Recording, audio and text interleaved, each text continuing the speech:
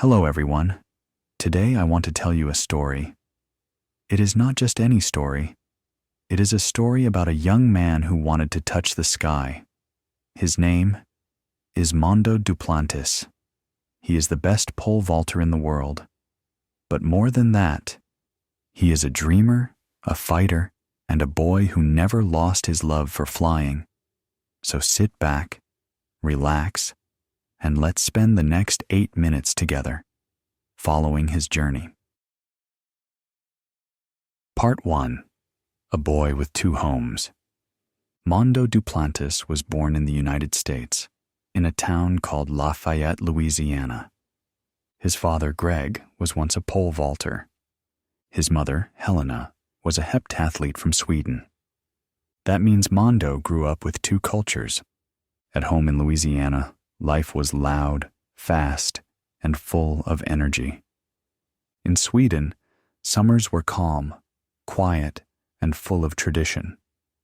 And in his backyard, instead of a swing set, Mondo had a pole vault pit. Imagine being 5 years old. Other kids are climbing trees. Mondo is running with a long pole and flying over bars. He was not afraid. He loved the feeling. He wanted more. Part 2. The Backyard Champion. By the age of 7, Mondo was already jumping higher than most adults. People started to notice. Videos of the little boy flying over bars began to spread. But Mondo did not think about fame.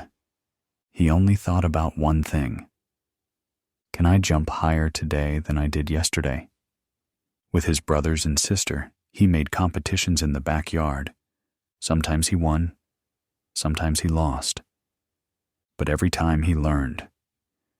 His father taught him technique. His mother taught him patience. Together, they gave him wings. Part 3. A choice between two flags.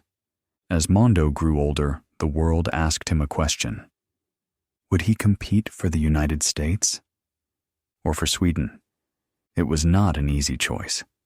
The United States was powerful in sports, but Sweden was part of his heart. It was his mother's land, his second home. In the end, Mondo chose Sweden. He said yes to the blue and yellow flag.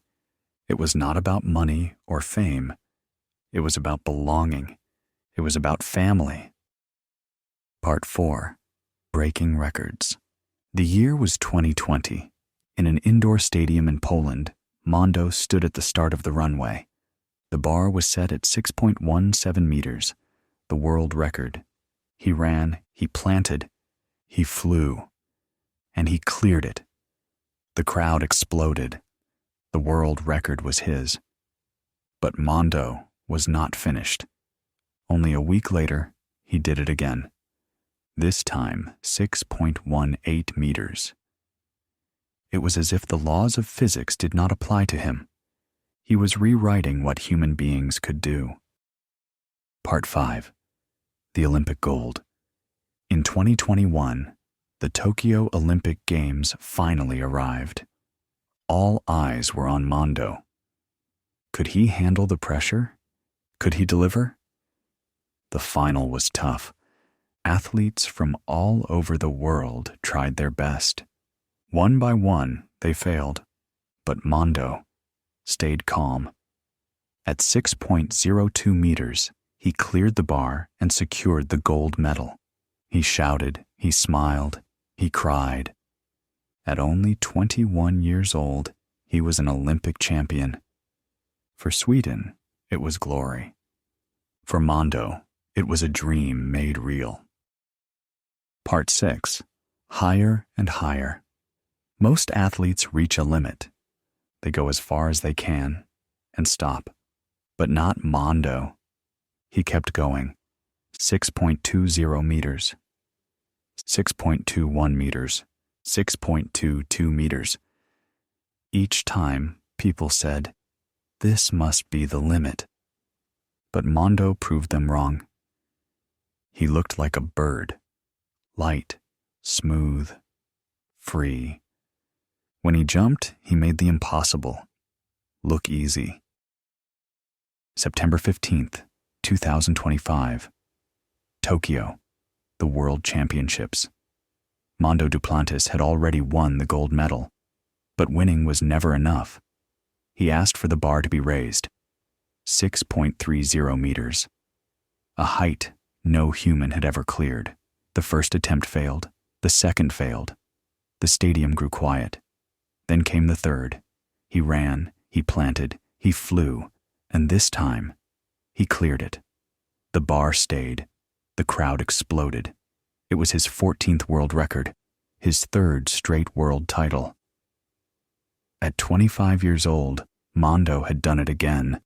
He had pushed the sky even higher. Part 7. A normal guy. Outside the stadium, Mondo was just Mondo. He liked video games. He liked cinnamon buns. He laughed with friends. He was not a superstar in his own mind. When reporters asked, "When will you stop?" Mondo just smiled and said, "When the bar stops going up." Part 8. The Legend in Motion.